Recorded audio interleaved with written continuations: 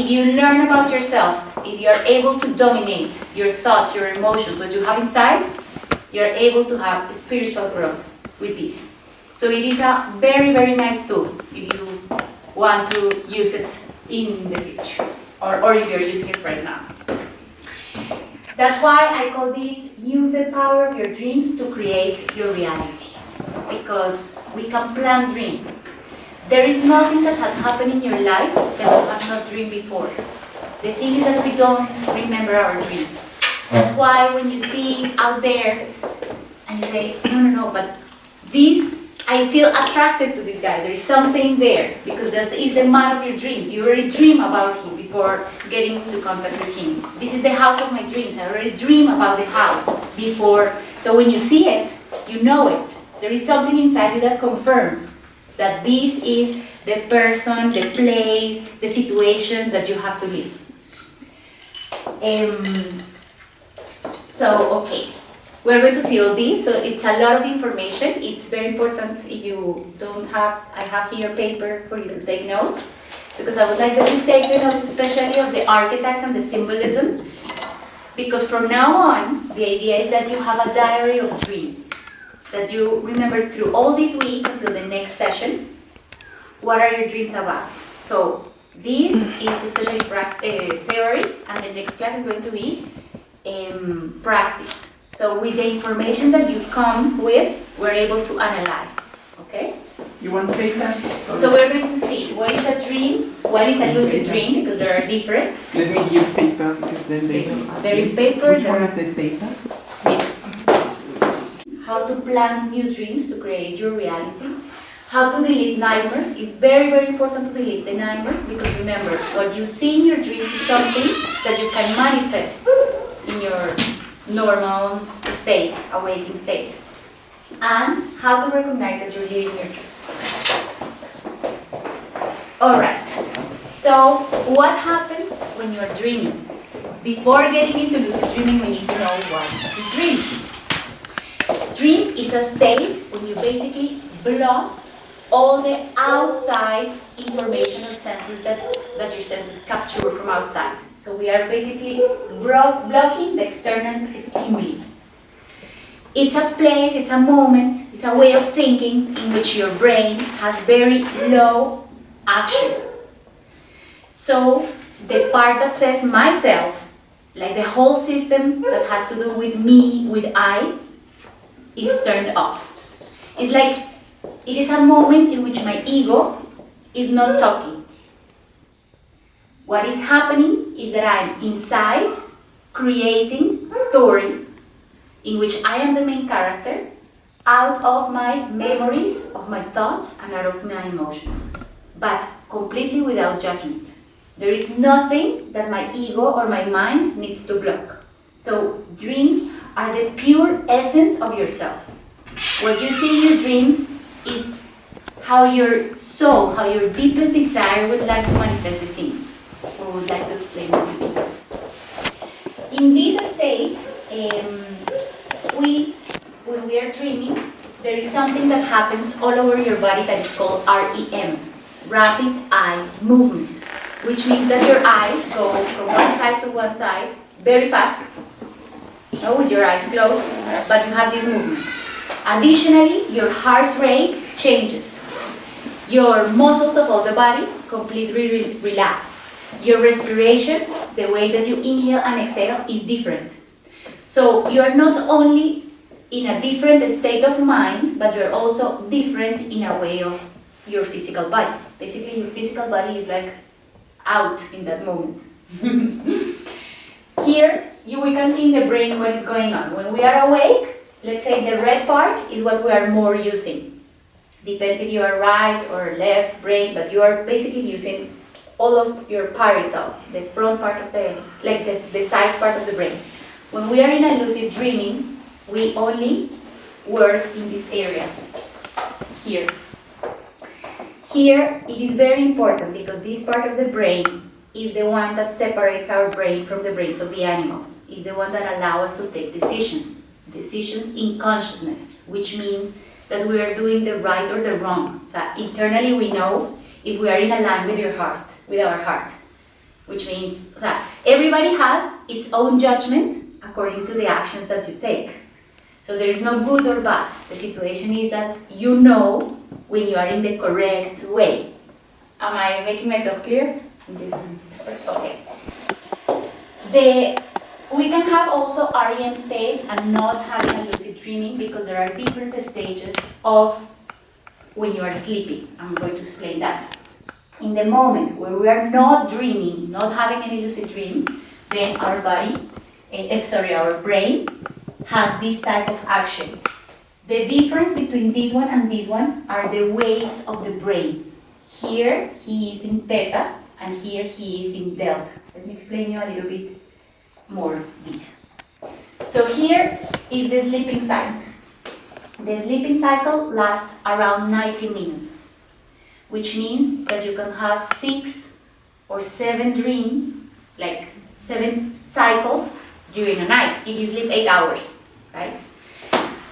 Out of those 90 minutes, you start with the hypnagogic state. The hypnagogic state is when you are like, I'm not sleeping, but like just getting into there. It's a very comfortable moment. Like if somebody comes and says, hey, hello, you're like, I know, I was going to sleep. No, so like you are like in that, it's a state of trance, but still you're not sleeping. Then you go to light sleep, which means that you already sleep but if somebody comes and you wake up very, very quick. Then you start with the deep sleep. The deep sleep is very necessary, it's very important. It's a moment in which you are completely disconnected. It's here, the brain that I was showing you in this place. In this moment, you don't remember anything. Your brain is in the lowest moment of activation. So we are presenting here delta. So like the frequencies are very low, from 0.5 to 3 hertz only. Very, very low. You need this cycle. It's very, very important, this stage, because it's in the stage in which you recharge all your energy. You recharge your battery. Without having this cycle, you cannot dream. You first have to completely disconnect, recharge your battery, and then have energy to dream, have energy to wake up. If the persons, for example, awake up during the night or don't complete the hours of sleeping, they get very irritated. Your cognitive functioning is all altered. You cannot memorize, you cannot concentrate, you feel that everything is bad, you get sick. So this part of the dream is very, very important. And while you are meanwhile you are sleeping in this third stage, the deep sleep, that your brains are in delta, you produce a hormone that is called the human growth hormone. This human growth hormone is the one that maintains you young, basically. So sleeping is very important for your vital energy, this stage. Okay? Without this vital energy, I cannot move forward to my lucid dreaming state or to my dreaming state. So it's a moment of full rest. Clear? Then I go to the other part, to the dream state. Out of these 90 minutes that I need for all these, I only dream in average 15 minutes. There are persons that dream 5 minutes in the cycles of 90. There are persons that can dream, if you are in a lucid dream, you can do it during 30 minutes. But what you remember out of a dream, if you see, is like very different scenes. Maybe you're changing in many places because you're remembering many dreams, but they don't last more than 5-10 minutes. It's very short a period that we really dream. In the dream state, which is the fourth part of the dream cycle, we are in theta, which is a completely different way of the brain. In theta, is when we have deep meditations or when we are dreaming. Here we produce a different hormone, which is called DMT, also called the hormone of God, because this is a hormone that allows you to have a spiritual growth, spiritual connections, crazy things like lucidity, like images that doesn't make sense, like astral projection things, out of experience body. is like a door that opens you to the universal consciousness, basically. This hormone can also be released with different substances, for example, with yahe, with ayahuasca, with those things. So that's why when the people go and have these, well, they start seeing these hallucinations. But this is not what we want to do. So you can do it in a normal state, and like the purpose of this is your self-knowledge, basically. Get into your unconscious is what we're going to see. So you see the different parts and why we have to go to 1, 2, 3, 4. Because when we're going to learn how to plan dreams, we are going to stay here in the hypnagogic state, repeating an affirmation, for example, to get there. Planting the dream.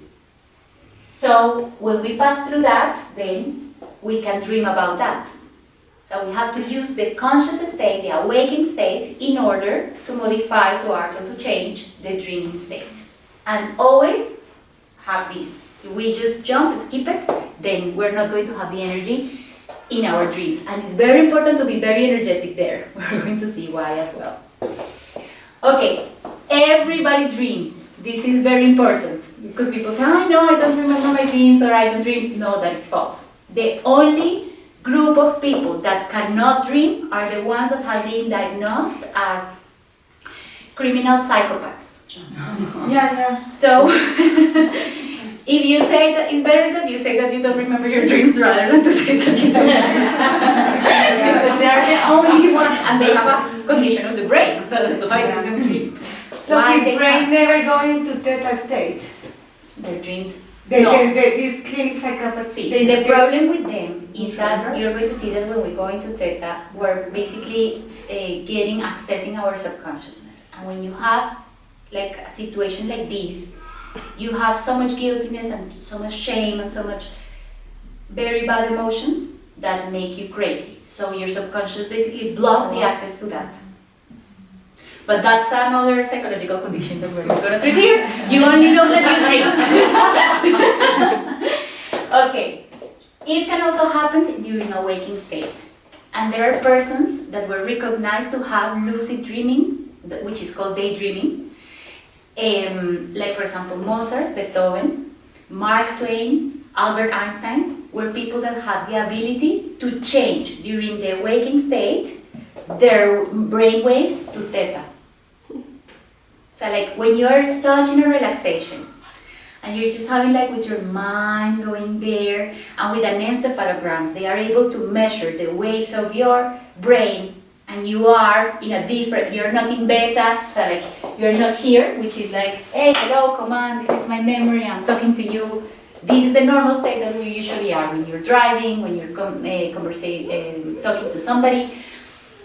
Alpha, when we are meditating, but then we have to have our body relaxation to get there. But theta, you have like full body relaxation, so like your mind really is somewhere else. How do you know that these people could do it? It was hundreds of years ago. Yes, because there are studies, for example, of how they plug into universal consciousness.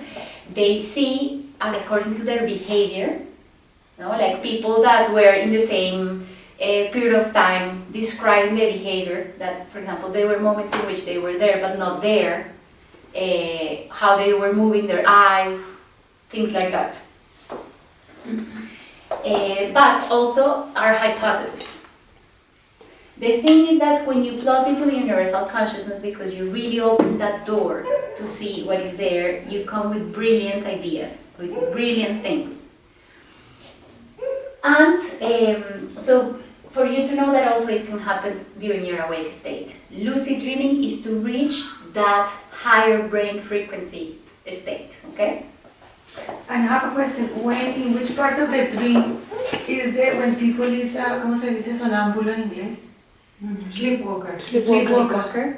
In which part of the... I don't know. Sleepwalker. Haven't studied that. Because I don't know if they remember or I don't remember. So the doctor explained to me that on the previous slide. Which one? So he jumps like from, let's say, one to the other without, the brain doesn't do the transition properly. They don't know why, but some people don't do the, so like they are between the deep sleep and the theta, they're like kind of trapped in the middle. Okay, o sea, between delta and theta. Like Yeah, so the brain is not doing the full transition, it's half and half. Okay. That's why they do that. They move and Yeah, move. exactly. But they don't know why it happens. Thank you. All right. According to Carl Jung, which is one of the greatest studies of the dreams, he says a dream is a theater in which the dreamer himself is the scene, is the player, is the prompter, the producer, the author, the public, and the critic. Because you are everything in your dreams. You create all what you see.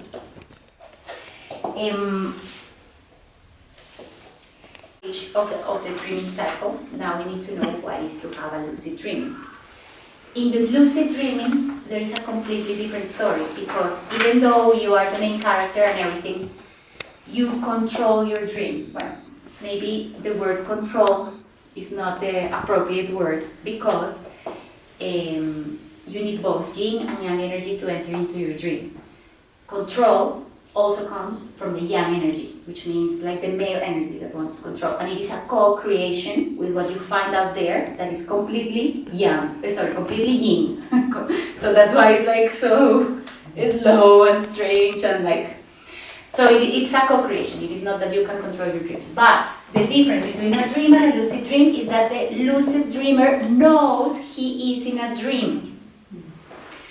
When you are dreaming, sometimes it is very real that you don't know that you're dreaming. You are like, your feelings are true. If you feel fear that you want to escape or that you want to scream, even though you cannot do it because you try to scream and you can't, but your fear is real.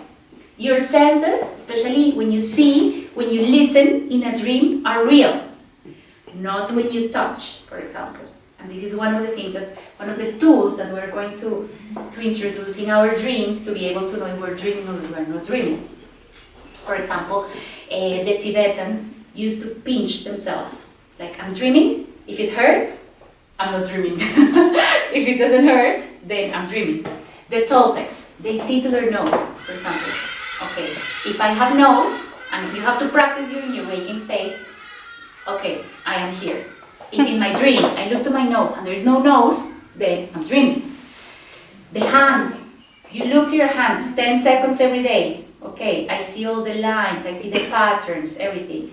When you're in a dream and you go to see your hands and they are blank, then you know you're dreaming. So you have to make a different, like, triggers or things that help you in your dreaming state to know that you are dreaming. Because everything, your senses are so vivid and you receive the information. Remember, you're not receiving information from the outside. From the inside, you create these images and are so vivid that you have a complete an experience. And that's why you don't know if you're dreaming or if you're not dreaming while you're in the dream. So the lucid dreamer knows he is dreaming. And after he's aware that he's dreaming, he's able to do things. I don't want to go through this. I'm going to change the scenario. I don't want to get near to this person. I'm going to change the scenario because this person represents something to me. I don't want to go down because I will go to my unconscious, according to the Toltecs, for example, to the infraworlds, to the underworld. I want to go up. I want to go to higher states of consciousness. So I better decide to climb a mountain or to go up a stair or something. Okay? So you're able to modify things in your dream, in your lucid dream. You can have out-of-body experiences. That's what OBE stands for. Out-of-body experiences, what does it mean? It means that I can detach, disassociate my consciousness from my body. And this is when you see, I leave the body of Adriana in the bed and I'm going to my journey. Okay? I don't know if you have had these type of experiences before, but that you are able to see your body. This is an out-of-body experience. And here Edgar Cayce says, that I already explained, no one comes across something significant in his life without have dreamed before, because in a way, this is also a portal to communicate with our spiritual guides, the dreaming state. So they prepare you for everything that is about to come. You receive messages for you to know how to handle the situation. So if you learn how to get deep into your dreams, your life is going to be more smoothly and more easy. So do you understand the difference between a lucid dreaming and a dream? Okay? Adriana, when you mention out of body experience, is that you see yourself, your own body? Is that what we could sometimes call in Spanish desdoblamiento? Exactly. And remember, it can also happen during your waking state, but your brain waves are somewhere else. Just to see, I don't know if I understand. A lucid dream is when I'm in a state like of meditation, that I'm not sleeping. No, in a lucid dream, you are sleeping. You are sleeping. It's the fourth stage of the cycle. Okay. So you are sleeping still. I'm just control the dream. Exactly. I'm there. You are there, you know you're sleeping, but you're able to do the things that you want to do. Exactly. I don't want to use the word control, because when we get into that, you're going to see that you really don't control, but you co-create. It's strange, but yeah. So sometimes the final outcome of a dream. So you plant a dream. So you think that you did what you have to do, and it manifests in the reality in a different way. For example, you visualize the house of your dreams. You say, this is the house. It is not going to come exactly as, most of the time it's much better, because you're plugging into the universal consciousness. So it is beyond your imagination. Whatever you can plant in the conscious state is limited, but when you put it in a dream, it's unlimited. So would it apply to, like, because I have had dreams, and then in the dream I realize I'm dreaming, but I don't want to wake up, and then I wake up and it's like, oh. So you're not really in control, but during the dream I knew I was dreaming. Yeah. Exactly, but that's the first step, Anna. At least that's the first step. So not everybody can reach that point without training. Many people need training to reach into that point. But we know that you're kind of gifted in many ways, no, Anna? Because you see the colors and many things, so feel lucky. All right, cultural background. And for me, it is very important to explain you this, because the persons that come from the Western world, we have blocked this part of the dreams. This is still something strange that comes from the devil, that where you deal with the collective unconscious about the study of the dreams. This is still has a dark side. So for me, it's very important to explain you why it is not.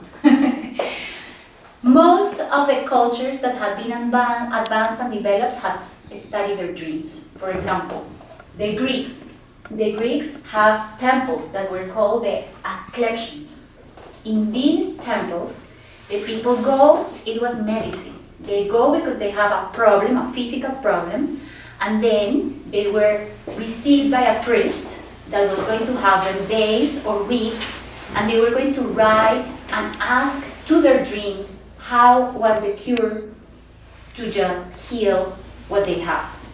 So the cure for their illness was going to come from within, expressed in a dream, and the priest knew how to interpret those dreams. They use also medicinal plants, they use many things to induce the dreaming state and to be able to take this out. So it was part of the medicine. This, what you see here, is one of the mosaics that was one in these temples, and it was called the dreamer.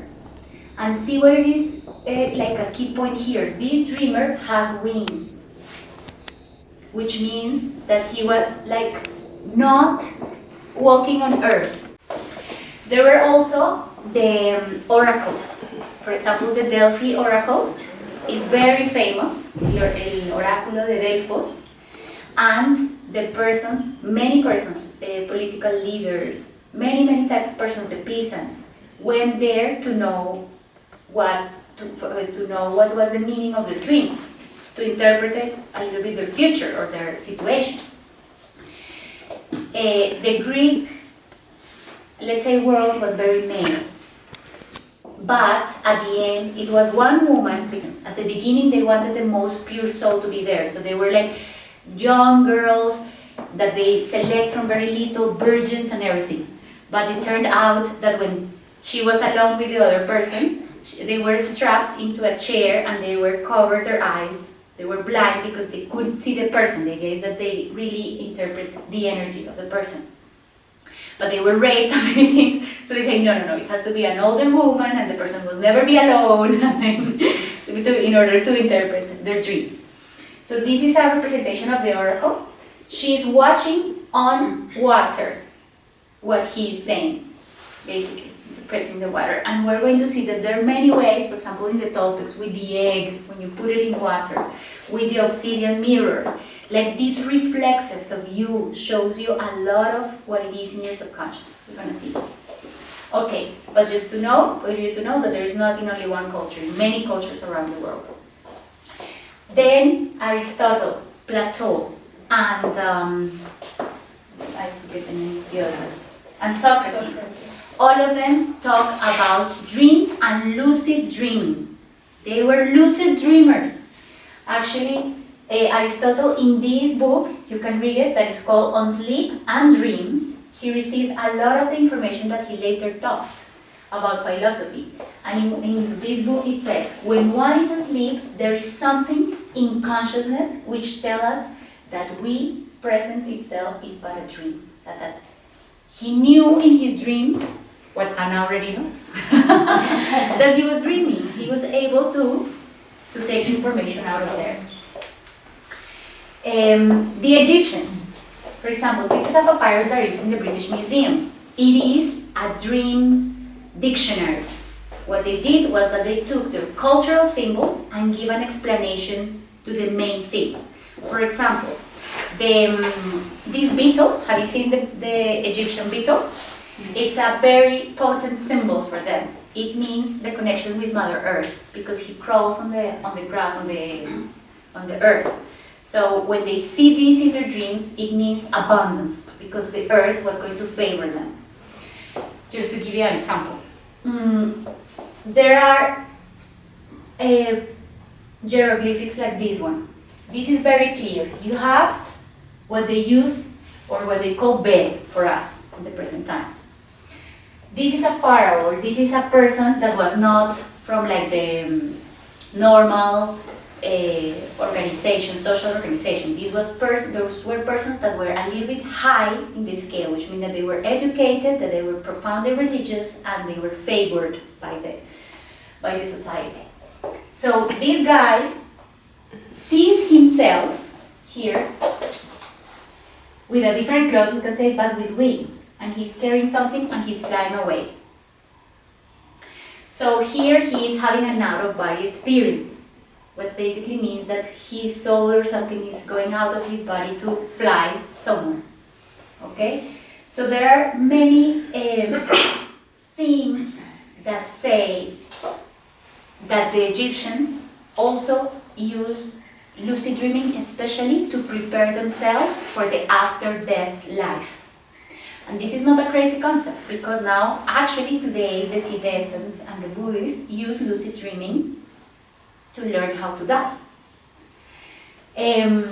But this is basically the main use. It was a training, a technique in the ancient Egypt to learn how to die, to learn how to take your soul to this strong transition. Because they say that, for example, the Toltecs say that the place where you go when you're dreaming is very similar to the place that you go when you die, which is called the Mictla, the underworld.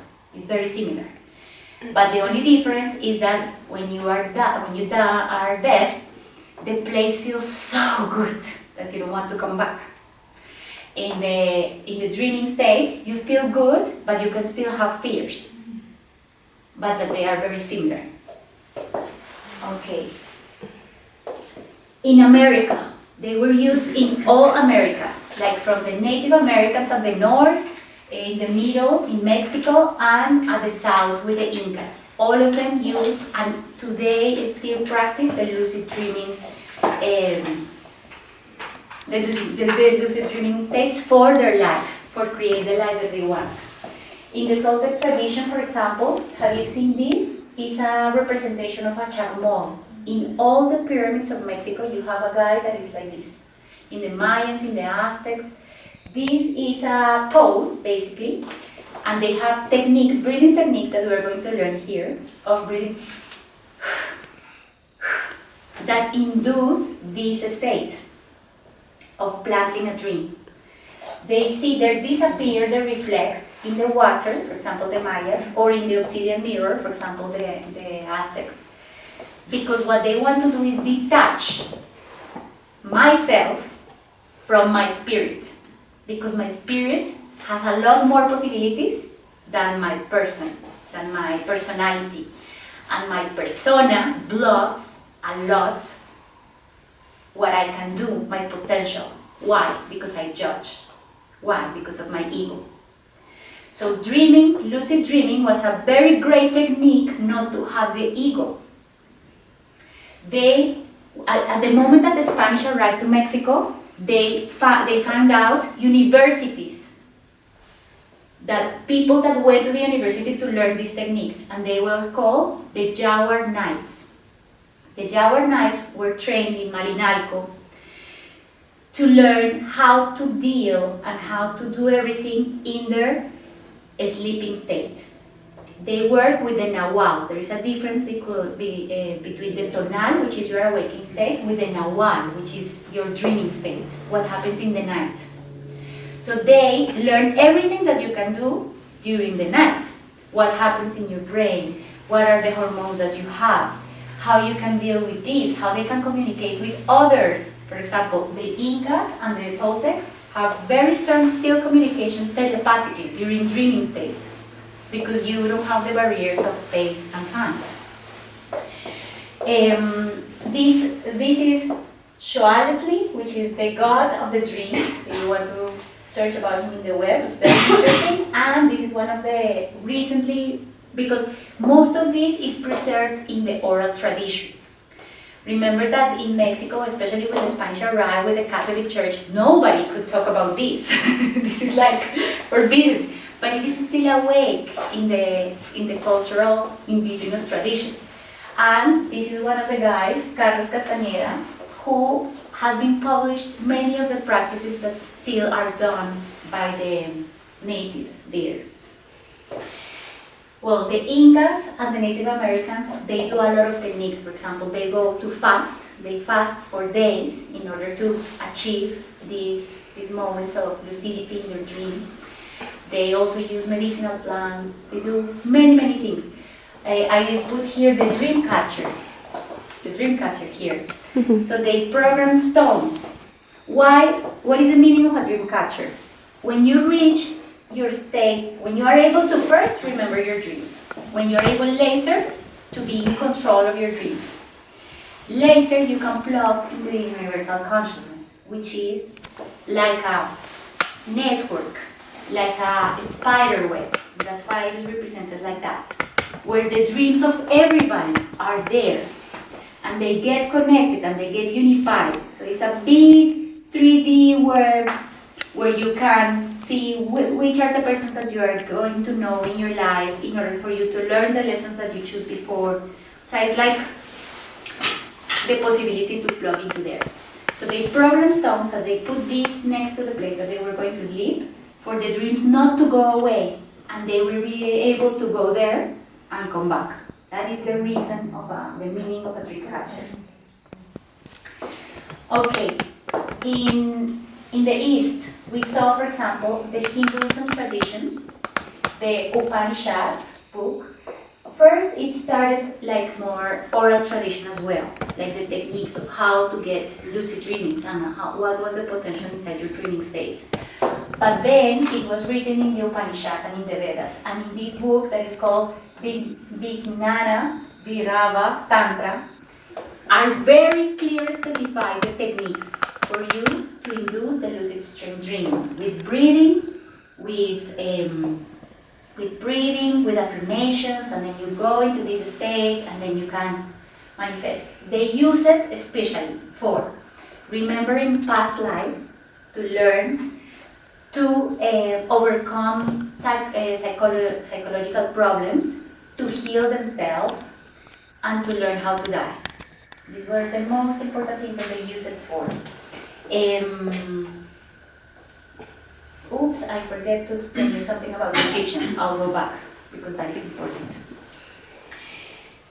So they use it again to increase the levels of consciousness, to reach the state of unity, because this is a way of plugging into universal consciousness, and to learn how to die. Later, because these were first in the Hinduism moved to China. And in the Tibet, it mixed with the shamanic things that they were doing, the natives were already performing, with the Hinduism traditions, and now, like a couple of centuries ago, I think it was in the 8th century, they wrote it. They wrote the book that is called the Tibetan Book of Lying and Dying. This is a book that also has very clear explanations of how to get into this state and what you can do in this state with out-of-body experiences. The Tibetans still practice it today, and they make some ways of putting it to the Western world, and it is what is today called the dream yoga or yoga nidra, if you have heard about it. Is to go into your dreams and be able to create. Okay? The Hebrews. For the Hebrews, the dreams represent messages from God. So if you go to the Old Testament, many things happen in the dreams. For example, Joseph was the one who was able to interpret it to the Pharaoh the dream of the 7 thin cows and the 7 fat cows, and what does this represent for Egypt? No? Periods of abundance and periods of lacking. Also, Joseph, the father of Jesus, received a dream, this is now New Testament, that an angel appeared to him and said, "You are going to have a son." He said, "No, impossible." Yes, and he's going to be created in live conception, through live conception. So it's like, okay. Maria is not being loyal to me. But they consider messages from God. So if you have a background, Western background that we have, like Christianity, Catholicism, or many of these, this is what we have in our subconscious regarding dreams, messages. For example, in 415 after Christ, the church still validates dreams. So for example, St. Augustine used to have a lot of patients that had out-of-body experiences and dream states, and he wrote about it. But later came this guy called Thomas Aquinas, and Tomás de Aquino in Spanish. He said, no, whatever you dream, because sometimes you have nightmares, is from the devil. And he closed the door for every type of study about dreams. So during the Middle Ages, people say, I don't dream. No, I don't dream. Because they can go to be, fired or burned or whatever. So he basically closed the door. And for 800 years, there was no type of study about dreams, and you cannot spoke about dreams in the Western world. It continued developing in the Eastern world, but not in the Western world. Okay? I want to go back to the Egyptians because this is important that I forget. The Egyptians considered that there were 3 types of bodies that you have. One body that was your corpse, that is Shat. The other body that is the physical living body, that is Ka. And the other body that is called your spiritual or your psychic manifestation. It's basically like your soul, that is Ba. Ba is the one that is able to fly. Not your physical body, not your emotional and thinking body. Sorry, like your mind and your thought, that cannot go. Only your spirit can fly away. And this is important because remember that we need to block our ego in order to go there. The scientific background. At the end of the previous century, of the 19th century, there were many studies, for example, in North America, in France, in Britain, there were studies, but after First and Second World War, all stopped. For example, Sigmund Freud, the psychology was studying it, the history was studying it. Remember that also in that century, were able to start translating the hieroglyphics that they found in Egypt. So all these fields, psychology, neuroscience, history, archaeology, philosophy, were able to study the dreams at the end of the 19th century. Then with the wars, everything stopped. And after the wars, we're talking about 1968, 1975, and 1978 was when the community, the scientific community, approved that lucid dreaming was a possibility, something real, something that if you do this technique, you always are going to have the same thing, no? Because before it was more like esoteric, strange, and obviously from the devil. So no way of talking about that. Celia Elizabeth Green in 1968, she published more than 400 out-of-body experience that she did, and she analyzed it, and she made such a big thing because she showed that the scientific potential of the self-awareness in the dreams. She said, every time that I dream, I'm not the same person. I'm a step forward. I am learning from what I am dreaming, so I don't have to pass this into my awakening state. She proved, for example, the REM and the false awakening states, because yes, not only when you have your eyes like this, you are dreaming. Remember that you can have REM when you're resting and when you're dreaming. So she was able to prove this with thousands of persons. Later, in 1975, lucid dreaming was scientifically proven at the University of Hull in England. So there was a person that learned the techniques and dreamed every night, and there was another person that was studying his behavior, and after they taught this to 20 other persons, they were able to become all lucid dreamers, and like, okay, let's do it to 100, and so they made a published study that was accepted by the scientific community in Hull University. And later, but people still didn't pay too much attention until Stanford University published it. And not in the field of psychology, which has been most treated, but in the field of neuroscience. So it was also used for medicinal purposes. Okay. And actually there is, Stanford University has a whole department and a Lucid Institute, if one day you want to go. Alright. Okay, let's enter into this. How you're going to remember your dreams. This is very important. Okay. An average person forgets 95% to 99% of their dreams. So you wake up and you say, yesterday I didn't dream anything. Which remember is not possible. But the first 8 minutes are key. You have to hold it, stay there in the bed. In my personal experience, the days that I don't have to wake up like, oh, the kids have to go to school, that day I don't remember my dreams. But Saturday mornings, Sunday mornings, that I can stay in bed and like, we're going to see that there are techniques like, for example, change my position. I go here, I know that I'm already awake, so I remember the dream, change the position to the other side, I keep remembering things, and immediately you have to have your diary and write everything down. It is very important. What you don't remember in the first 8 minutes, you're gonna lose it. And every minute, you start remembering less. Like the 5 minutes after the 8 minutes, you will only be able to remember like 30% of the dream. So that's why the first moments are very important. And the other thing important to say here is that, how do you know, well, what do you need to remember your dreams? Everybody can remember the dreams.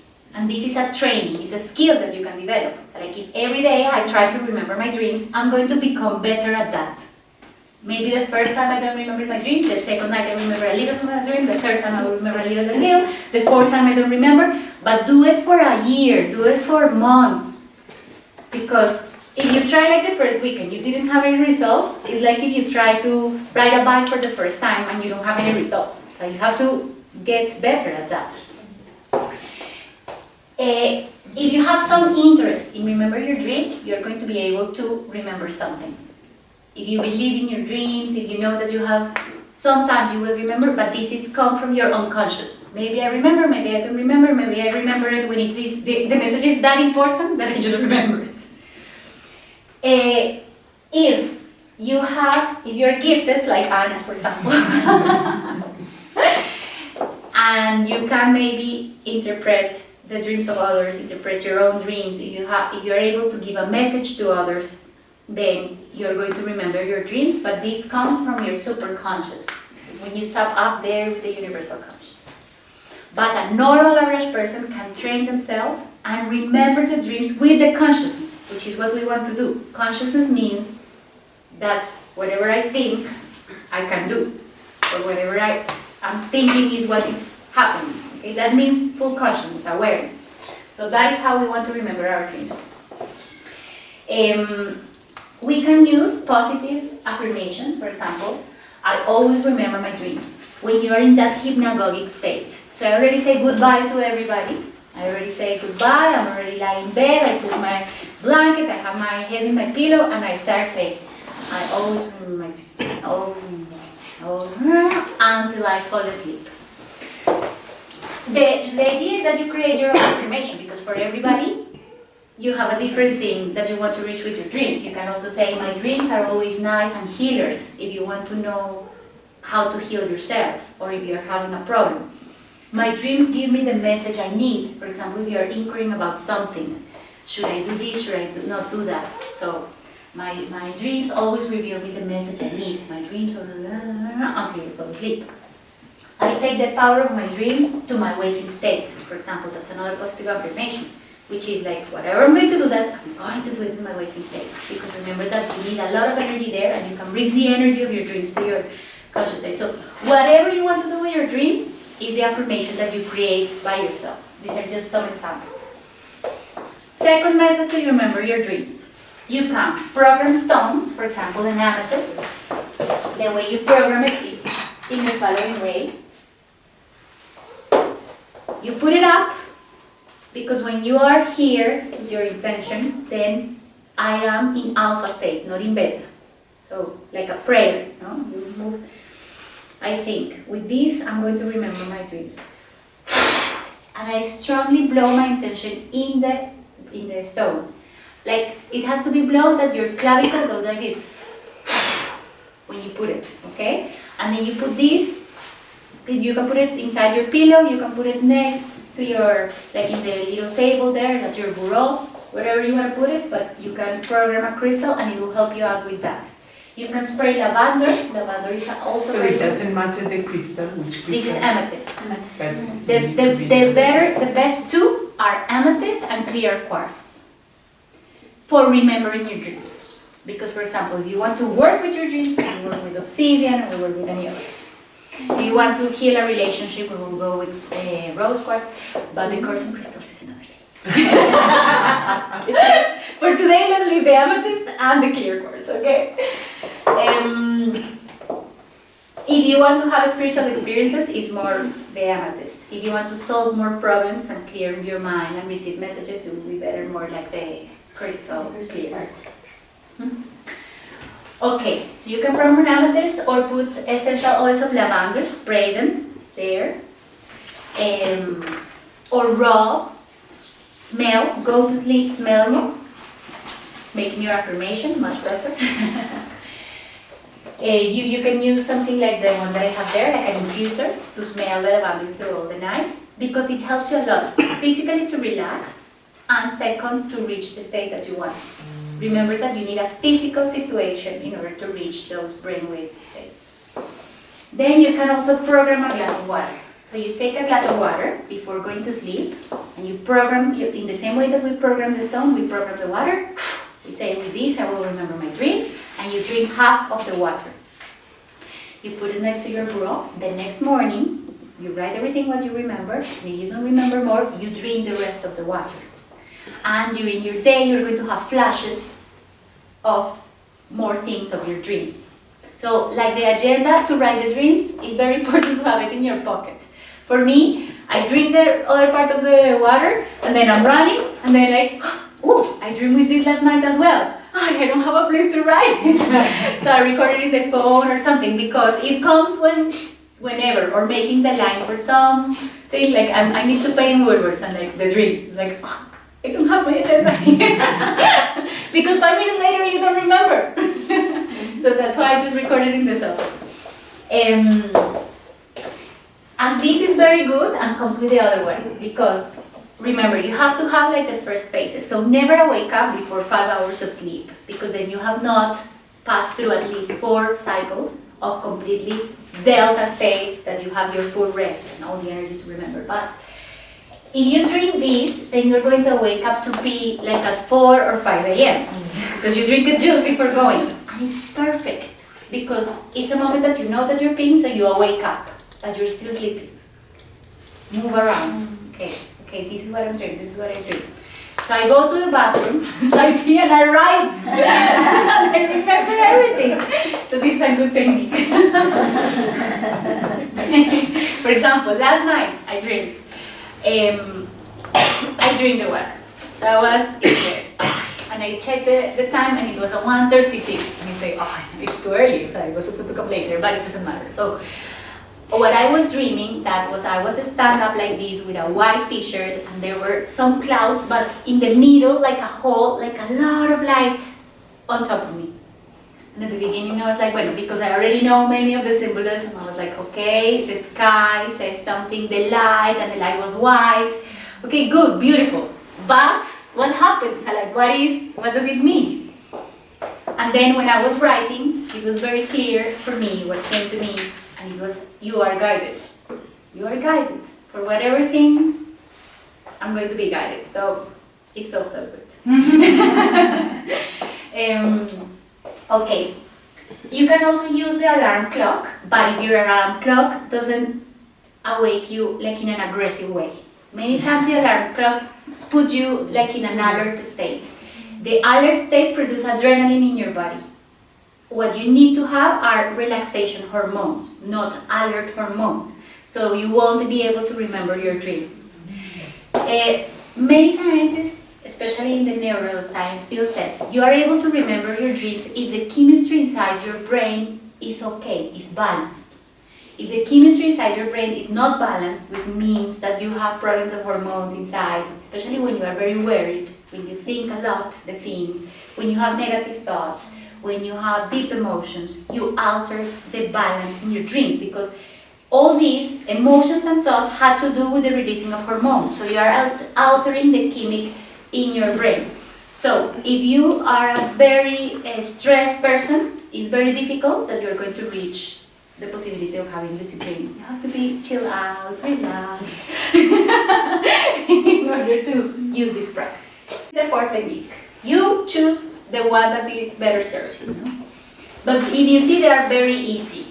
This is the one that I love. Turn around in different positions. It takes you less than 1 minute to be, it's 10 seconds, and you remember like a full story. Or you don't even have to count because you're remembering. But if you don't remember more, you move to the other side. Once you are awaking. No, still on the bed. Before You're awake. Before Yes. you Get get awake, before you yes. leave. You're awake. Because me sometimes I do that when I'm dreaming. Sometimes I have some nightmares or something. It's like I don't want to dream that, so I'll change my position and just completely change my dream. Exactly. That's what we're going to see. That's sort of techniques of also changing the nightmares. But you can happen both things. You are already awake, but as you still have your eyes closed, you can dream a little bit more. Yeah. When you do that. Or you are remembering what you dreamed before. And that's one of the techniques. That one, move or turn upside down the pillow if you're having a nightmare. Because it's also, you don't want to go into that state because you don't want to leave that in the future later. So we need to stop nightmares. We're going to see that later. Write your dreams in a diary. This is the homework. Because next class, I want you to come with dreams. Okay? Talk to somebody about what you dream. When you talk about it, it is another process in your brain. So it's like you know it. So it comes out, and sometimes it comes more things out than the ones that you only remember with your memory, because you're using another side of the brain, another place. The other thing is that what you dream comes from within, from a very intimate space of you. Sometimes you don't notice how deep it can be, because there are dreams that you can talk about and there are dreams that you cannot talk about, you know? Because they are like it shows your shadows sometimes, or it shows things that you block because they're not socially accepted, or that you don't accept for yourself. You know, like, as we're going to see later with Freud, they can be repressed emotions. So whatever you come, when you share it with somebody, you are sharing something very intimate of yourself. So you create a connection with that person in another level, in a deeper energetic level. So it is very possible that that person later, that's why we share it with the persons that are very close to us, like very close friends, or like very, our husband, maybe our kids, persons that are close to us. Because if they have to listen, if they pay attention to your dream, it is very possible that later when they dream, they also contribute to give you feedback about your dreams. You are entering into this spider web that we are all connected when you share your dream. The other way, dreams are expressions of our unconscious. So as they are full of emotions and they are full of thoughts, it's very good that you do like a graphic or like an artistic expression of it, of how you felt during the dream. Writing is one way, but you can draw it, you can put it colors, you can paint, you can dance about it, listening into music that take you to this, because you are going to understand better the feeling behind it. Remember that this is young energy, feminine energy, things that are subtract. So we don't have to apply the reason. Sometimes the reason blocks us to really understand the meaning of the dream. Okay. So that was how to remember our dreams. Somebody has the time? 10:38. Perfect. So we are going to see before the break how to interpret our dreams. I'm going to give you many keys of how to interpret the dreams. This is by author or by theory. This one is Sigmund Freud, very famous. He had a little bit of a negative way of seeing the dreams. He said, are repressed desires, things that you have inside that you desire, but you repress it for a reason, or fears. And there is always a problem in a dream. That's what he says, like a little bit of a negativity in the dream. For example, this is your consciousness. This is what you know about you. But what you don't know about you is all this iceberg. So there is a huge part that you don't know about you. This is called the unconscious and this is called the conscious. And then, if you dream about a bird, for example, so you dream about a problem. He represents a problem. So then you're going to ask to your patient or to yourself, you're going to say, okay, what does the bird represent for me? What do I remind? What this bird recalls me? Oh, I remember my father, represent my father, and I have a conflict with my father, so that's what I need to heal. This is the psychology that he applied. So every symbolism, according to the Freud theory, is a problem that you have to solve, that you have to bring from the unconscious to the conscious. The most important thing that you have to take into account here when you dream is to think, this is a desire that I have and I am repressing it. So it's something that I really want, but maybe because my partner doesn't agree, because I don't allow myself to do this, because this is not the moment, because this is not my culture, but it's something that I want to do and I haven't done yet. Or if it's a fear. How did you feel in the dream? I feel that I wanted to scream and I couldn't. I feel that I wanted to run and I couldn't. Wanting to run is because you want to escape from situations, for example. So, how you feel in the dream to know if it's a fear, okay, that you have inside, and obviously we have to overcome. So the idea is that when it comes to consciousness, you can heal. So this is a therapeutic way of... Okay, the second author is Carl Jung. Carl Jung says, okay, Freud is right, but we don't have to be that negative. It can be a little bit more positive, because not all what you dream, if all comes from your consciousness, from your unconsciousness, not all is a problem, is what Carl Jung says. He says that the dreams are impartial, a spontaneous product of your unconscious psyche, outside of the control of the will, which is what we say, no? We are separating the ego from that. So, as we are not putting our mind, we are not putting our judgment, so the dreams are free of judgment, then the manifestation that you see in your dreams are pure nature. They show us the unvarnished. So, there is not a veil that is covering, it is how it is.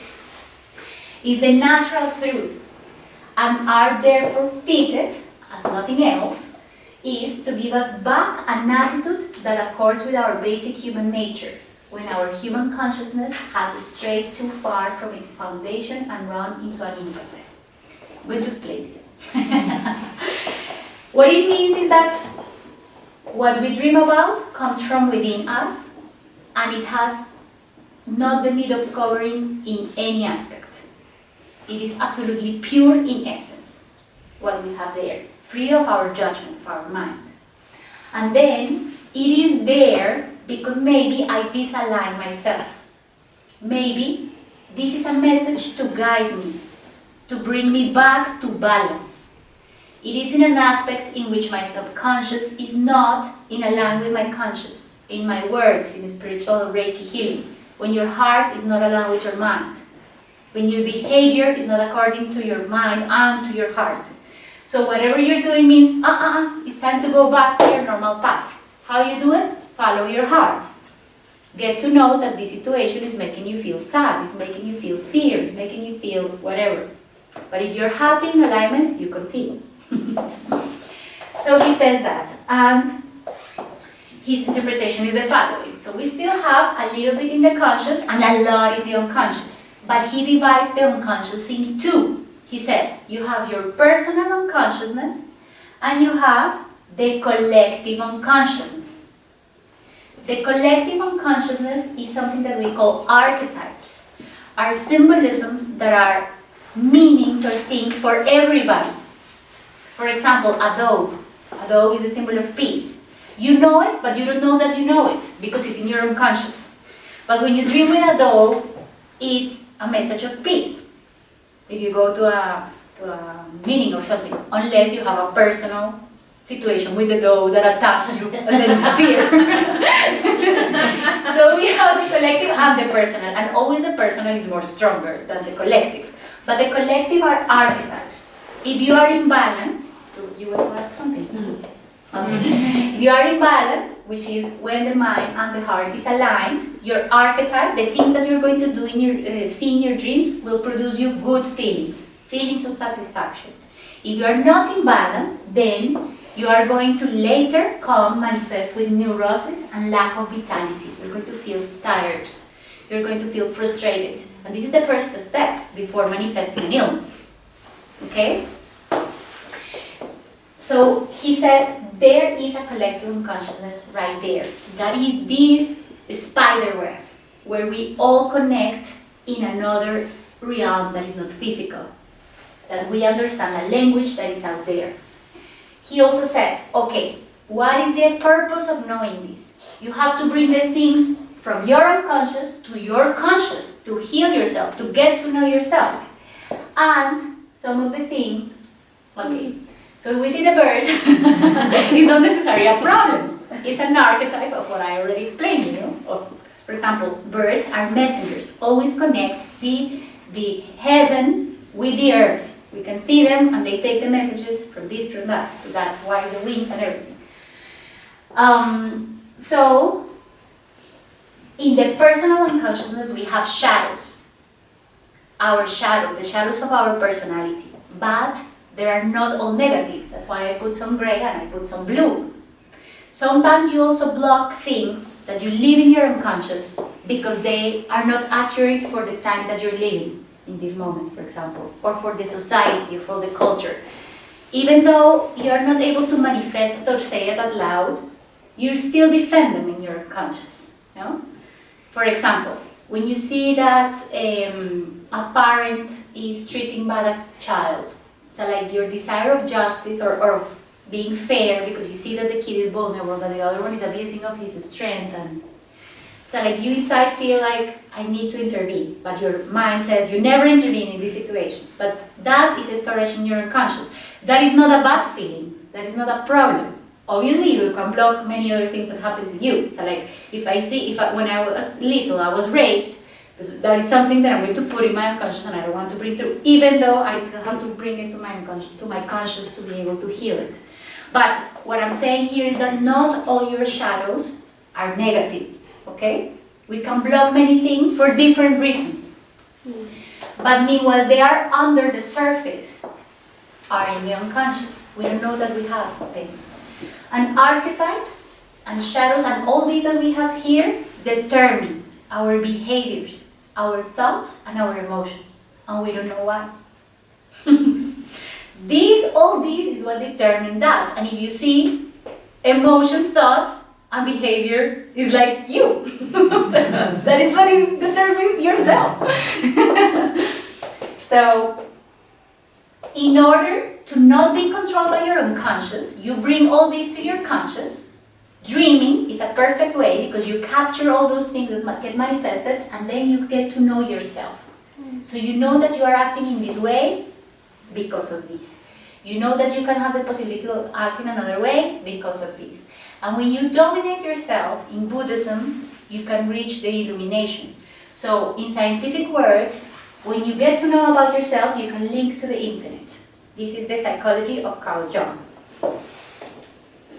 And now we're going to see Edgar Cayce, that is a psychic, he's not a psychologist. But he also said, okay, dreams are the fact. I am insignificant in this world, as we all are. He was like just a speck of sand, and this was his dream. And he dreamed he was a speck of sand, and then he started going up and up and up in I forget the word. En un torbellino. ¿Cómo se dice? In a hurricane. Tornado. Tornado. Tornado. A speck of sand going up, up, up, up, until he reached the sky. But every time that he was going up and up, he has a better knowledge and understanding of the life. He was not a speck anymore. He was full of other particles that create a wholeness, a unity, a wider perspective of the universe. And he went up, up, up, up, up. He was able to see the Akashic records, which is a place or like a state or a realm in which the storage, the knowledge of all the universe is there. So he interpreted his dream. He said, okay, what I see is that I am significant in my conscious, in my reality. But when I go up in the levels of consciousness, when I go up in levels of consciousness, so I go to the collective subconscious, where are the archetypes that we see, which is the things that are in common in this realm to all of us. So he's not this anymore. Like my body stays here, but my consciousness goes where the consciousness of everybody is. And I can go up to the supraconsciousness, where we are plugging into consciousness that are not only people. We're plugging into consciousness that is of the life, for example. And when I go up that, I go into the universal consciousness, which is the whole understanding of everything. And then I can go upper and reach the Akashic records. And for example, the Toltecs also use the lucid dreamings to remember not only their past lives, but also the skills that they have in previous lives, or the talents that they have in previous lives, by plugging into the universal consciousness. So if you see, like the story of Or Your Soul is a storage there for many lives, but not only yours, of many. So you can access to this knowledge through dreaming. Today's dream is the answer to tomorrow's question. So whatever I dream today is important, because later I'm going to need it. He said, there is not one dream that you have that it is not going to be important for you later. Okay. And why all this? These theories, even though they are scientific, they go into a very spiritual thing as well, because this is what the Buddha said. Get the illumination is basically to get to know yourself. And how you get to know yourself? Because you dominate your emotions and your thoughts. When you're able to dominate what you have inside, these things, then your behavior is going to be very positive. It's going to be an illuminated person. But remember, our behavior really depends on that unconscious part. So to get to know yourself, you need to get to know your unconscious. There is no other way. So I have a question. If you go in a hypnosis stage, because you also get to see your unconscious. Mm-hmm. So which stage are you also in a kind of dream? Yes, because you are changing your brain waves. You are also in theta. Okay. So Not in this- lucid dreaming, Yeah. It's separate techniques. Okay. The good thing of the dreams is something that you can do by your own. Mm. It's like a journey. So like you, every night we dream. So every night we have the opportunity. To get into the hypnosis, you need a therapist that go on, induce you in the trance of hypnosis, and you will write down and everything, and will give you a lot of things that are in your unconscious. Great for one session.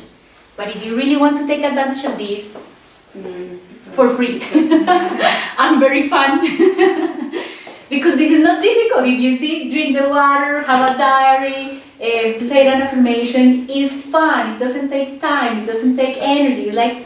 It's really a fun way. Okay, so let's have a break before getting into archetypes. Can you Dime. I used to have one of my aunts back home. She used to dream sometimes and repeat the same dream. Even for myself, it used to happen. And sometimes at some point, in her dream, it was a bull who was pursuing her around the house. And she was running and making the bull run after her. Because my grandfather was in the house, so she preferred that the bull run after her than going inside. So at some point we were discussing, can you try to change the dream or not really? Yes, you can change the dream, but that has a lot of, let's analyze the dream, for example. A bull, big one, dangerous, running behind you, right? So she's escaping from something that she knows, she is aware that is a dangerous situation for her. But at the same time, she knows that somebody that she cares about is vulnerable towards this problem. So she prefers to deal with the problem instead that the other person deal with the problem herself. But it's a problem for both. What her grandfather or the father represents for her, this is a personal situation because the father, what does represent for her? So for example, if for me my father represents the joy of my life or represents my protection, and I know that my protection is being vulnerable, that I prefer that it attacks me, it has a lot of symbolism and situation right here that she needs to take care. If you have it repeatedly, because you dream it not only once but several times, is definitely they are giving you a warning. Something that because this is fear. It can be a message that you haven't understand if you repeat and repeat and repeat, but because if there is involved the feeling here, then it is a warning, something that is big and that she knows. When you talk to that person and really try, okay, what is in your life something that you are afraid of? What are the situations that you're living? She's going to be able to decipherate the meaning of the book because it's something that she knows, because she can see in her dream what is it. But this we're going to get there. We're going to get there. All right. Okay? So we're going to see three types of symbolisms. The cultural and the personal. The archetypes, for example, are things that are present for the collective consciousness, like in every culture.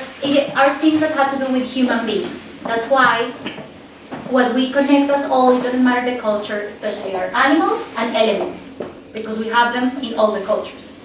But if you go and see, there are situations that are represented in our legends, that are represented in our fairy tales, that are represented in many things, and we know that they are there, but we don't know how to identify it. For example, the journey of the soul. The journey of the soul is that you are in a place of love, which is home in heaven, and then you come back, you incarnate the body, you have to face a lot of situations, learning process, obstacles, maybe fears, emotions, whatever, and then you go back home. That's the idea, right? If you go and see this concept of the journey of the soul is represented, for example, in the prodigal son in the Bible. No, it's a person that leaves his home and goes there and suffers and then comes back and says, forgive me.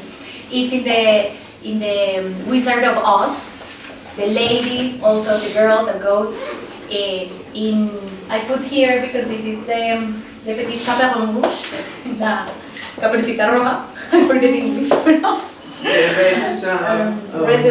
Yes, but it's also a girl that gets out of home and suffers and plays the wolf, and then she has to, and then come back home. So like if you see, this is a story that is represented in many of our aspects, showing that that is life, that is the journey of your soul. That you have to go, the hobbit, the pilgrimages, everything. Represents that. For example, the Noah's Ark is an archetype also of getting into a highest level of consciousness. Why? Because it's a family that needs to leave everything behind, no attachment to anything, because they have to leave everything, and they have to pass a journey, a step, a place, a moment, a situation that is adverse for them, maybe aggressive, learned by force, right? And later they end up in the hill where it is dry, which represents like a higher level of consciousness. They are not the same from when they started all this adversity after later. The same as Homer, for example, the Greek book. You remember the Odyssey? That he has to pass through the mermaids and he has to pass through this, through that, through everything. And he comes back, but he's not the same person. He's wiser. So this is the journey of the soul of everybody. And it is represented in all the legends, it is represented in all the cultures, it is represented in everything. So at the end, the archetype of the Ark of Noah, what represents is a symbol of transformation. Is that you can be in a place, and after facing this, you're going to be in another place, better off, with a higher level of consciousness, okay? About animals, I'm not going to talk about all the animals, but all the animals have a meaning. For example, rabbits and mouses represent a lot of fertility, so they reproduce a lot. So if there is somebody that cannot have kids and dreams with a rabbit, well, it's a positive sign. The eagle, because my friend dreams with eagles, I choose this The eagle. The eagle is definitely an animal that doesn't fly, flies very high. So it's not like a dove, no. It's something that flies very, very high and has a wide perspective of everything. So it is a symbol of spiritual growth. What it means is that you are going to also shift your consciousness. You're going to be in a higher state and you're going to be able to comprehend reality from a different point of view. The butterfly is also a symbol of transformation, but more of transformation is of transmutation, which means that you are definitely not the same person as before. Because transformation means that you are the same person, but with greater knowledge. But transmutation is like the serpent, that you remove all your skin and like basically rebirth again. That's the butterfly. Symbols like the turtle or the crocodile. The turtle, for example, more from the Mayas, and the crocodile more from the Aztecs, but at least in all the Native Americans, they represent the earth because they crawl on earth, no? Slowly, like they have to crawl. They have to crawl. So they have, and they also appear when there is a lot of moisture on earth, so they also represent abundance. So when we are going to plant dreams, for example, if you feel that you don't have all what you need, or you would like to become more wealthy, the symbol, the archetype that we plant is the turtle, or the archetype that we plant is the crocodile. So when we see it in our dream, we know that we have been heard, that we are going to bring abundance in our lives. The serpent, in most of the cultures, especially in East, it represents the healing. So for example, for the Toltecs, we also use healing because it is what it makes the kundalini, it's the serpent state. But because of the Western world, it represents the sin and danger. So this is an archetype that it is has to do more like with a cultural sign. Wherever you are, for example, if you're in India, well, then it's a positive symbol that you are managing your energy. If you are in the United States, maybe it can be a sin, a person that is something that you don't want to see. If you are in Mexico, then it will represent something good, healing, basically. So it will depend. It's more like a cultural than an archetype. The hummingbird, it definitely has to do with relationships, with your heart. This is a bird that it is a miracle. Nobody understands why he's able to fly, because his wings are very little, very short, and his chest is so big. The weight of his body is not proportional like to the other birds that are able to fly with the wings, because the wings are small and his chest is very strong. Why? Because it is like, I don't know, 80% heart. This is a bird that has a lot of a heart. Why? Because having such a big heart, he's able to pump blood so fast that he can move his wings so fast that his little wings can support his weight. So it is like a miracle for science that he's able to fly. But what is the point here? He has a big heart. So he heals relationships. Okay, the water. The water is very important and it appears in a lot of dreams. Why? Because the water represents emotions. So it's your emotions talking to you. If the water is horizontal, for example, the lakes, the seas, the rivers not are all the time horizontal, they can be like this or like that, but if the water is horizontal, and it can be in a glass that you see, how the quality of the water, the movement of the water, it is going to represent your emotions. So for example, if it is quiet, then you are being in an emotion of like maybe retrospection and everything. If it is wild, turbulent, if it has big waves and the waves produce me fear because they are going to push me down or whatever, then it represents very strong emotions. So how the water is moving in your dreams is very important. Very different if the water is falling from the sky, like the rain. It means it represents cleansing. So you're being purified of something. So the water, we will have to see how it comes. But basically this is the rule. If it's coming from the sky, it's something very, very positive.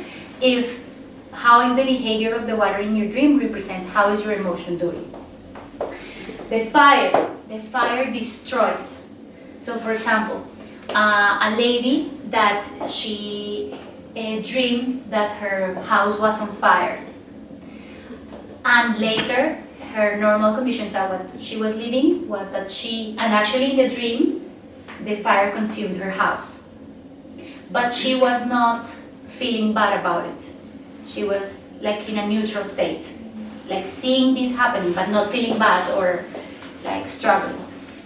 She was facing a divorce. And the meaning of the dream was that she was going to be okay. So there was nothing to do for that marriage anymore because the house was going to be destroyed, but she was going to be okay. So fire destroys. If you see fire, means that you need to finish with that, or that something is going to finish in your life to be able to have something new. It's not necessarily negative. Remember that the judgment we put it, and that's what we are going to try to take out. But it is what it means, no? With no filters in our dream. The air. In our dreams we see. In our dreams we listen. But in our dreams it's hard to feel, the touch. Because you have emotions, feelings, but you don't have the touch. So the wind is something difficult to perceive in a dream, but you can see a tornado, you can feel that your hair is moving, you can see a completely clean sky with no clouds. And that will be the representation of wind. Wind is messenger, it's like the sound that comes to you. So air basically represents... And if you are flying? Yes. If you're flying. You're flying, yes. Your flying is wonderful. In all the techniques that we're going to plan dreams in the next class, I'm going to teach you how to fly in your dreams. But Because when I you're was going to a fly in teenager, every I used to have it very frequently, this dream. It was like once a week. No, because sometimes was flying and sometimes was like coming down from a cliff. Mm-hmm. That's the opposite. You're going to deepest levels of your unconsciousness. So that means that you're going to lower frequencies in your energy. So the direction that your dreams take is very important. We're going to see that. So Because one thing sometimes I is you go touch to the and right, to the sometimes not. left, That was up, the down, thing. to the front, to the back. Everything has a different meaning. But sometimes I wake up while I was going down and sometimes wake up because I touch the floor and wake up. Yes. So We have spiritual guides in our dreams. We're going to see that too as well. And sometimes you are not ready. Many times people think that they are going to go and they wake up. Their spiritual guides don't let them to go deeper into lower levels of consciousness because they are not ready to that. So they'll wake you up. getting there, getting there. But yes, for example, if you're flying in a dream, you have the messengers. That means that you're guided to. So that's good as well. The earth. The earth is basically our mother. It's like our mother earth. So if we dream with earth, we have to see how is our relationship with it in the dream. If I am being, like for example, respectful towards it, if I'm not being respectful towards it, if I am ignoring it, so like there was air, earth, or there was soil, but I wasn't having a relationship purpose, so that means that I will have to increase my relationship with it. So it really depends on how you see it. If you see creatures or other persons that are also the sons of Mother Earth, that means that we are living also her dream. So we can be also part of dreams of others like this, no? If we see people that we don't know, that they are fighting, that means that we are, because they are the sons of Mother Earth, we are having problems with our Mother Earth. We have to respect it more.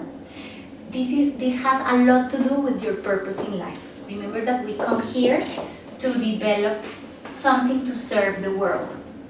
So you think that you come here to be a lawyer and that you're going to be good? No.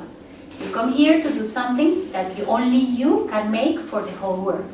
And if you are not aligned with that purpose that you have to fulfill here, it's very possible that you dream with Mother Earth, saying, come back, you came for something different. So if you see people fighting that you don't know, because if you know the people, then we're going to see that is a personal interpretation that we are going to see. But if that they are fighting or something, then we have to solve that situation. How is our relationship with Mother Earth? If we see that they are having good relationships of love or anything, that means that we are in the correct path towards our life purpose.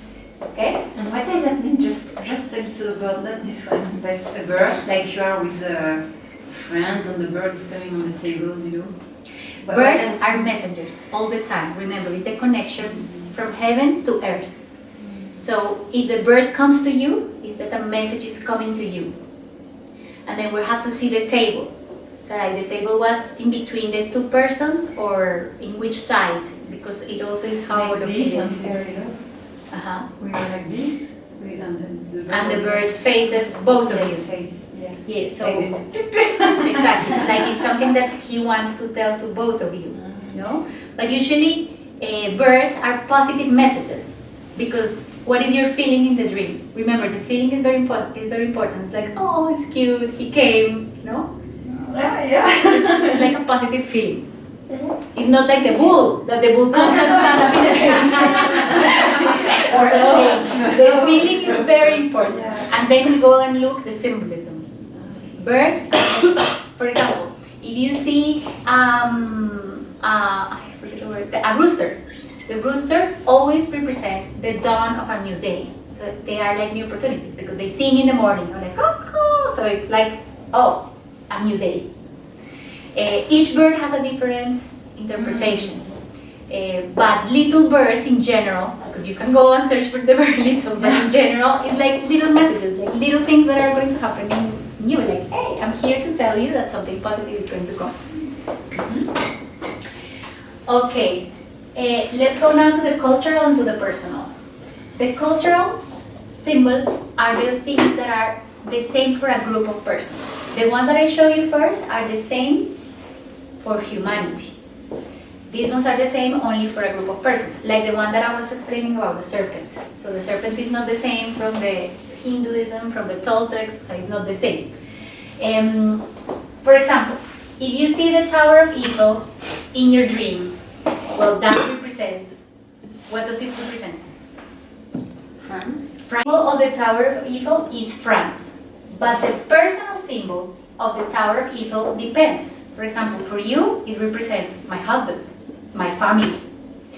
For me, it can represent vacation. For other, can represent cooking. For other, you see, like there is a personal meaning behind that, and there is a cultural meaning behind it. The same with the United States. So like, if you dream with the Statue of Liberty, obviously you refer to that place for a reason. But what it represents for you, because maybe you can hate the person from America, or you can love the person from America, or the place, or So it has a different cultural and personal. Cultural things, for example, if you dream in Latin America about a funeral, it means that you are ending a cycle. So many persons, when they are going to get married, they say, oh, I dreamed that somebody died. It is because you're ending up the type of, like you're part of being single. That you're gonna and get you're married, giving when birth you to say, marriage. when you dream with a funeral, is because you're gonna get married. Because you're gonna get married. So it's a belief that we have in our unconscious. Exactly. Or like the beetle is a symbol of good luck if you dream with it in Egypt. And it has to be like this color, bright colors. So these are the cultural and the personal.